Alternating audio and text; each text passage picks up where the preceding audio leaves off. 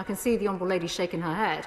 Perhaps she'd like to listen to the facts and not some of the sort of jaded views that she may hold herself. Labour MP Zarah Sultana was slapped down by Priti Patel when the Home Secretary called her out for shaking her head. Thank you, Mr. Speaker. Hundreds of asylum seekers are being housed in decommissioned army barracks in Kent and Wales.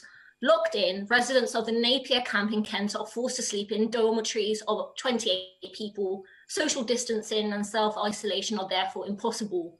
Now, 100 people in the camp, that's 1 in 4, have tested positive for COVID, 1 in 20 are on suicide watch.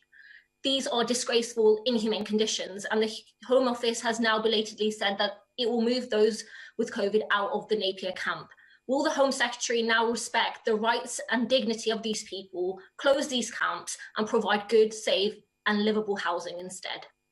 Thank you, Mr. Speaker. I think it's important for the honourable member to understand that the accommodation facilities that we are using are military bases that are of very strong standards, so much so that they were housing and accommodating our service personnel, men and women, prior to the base being made available to asylum seekers. And the reason why the base was made available is because, in line with Public Health England guidelines, because of coronavirus, we need space for social distancing, which has been absolutely in place. These accommodation sites are in line with Public Health England guidance, as we've always checked guidance and worked with PHE throughout coronavirus when it comes to accommodation. I can see the Honourable Lady shaking her head.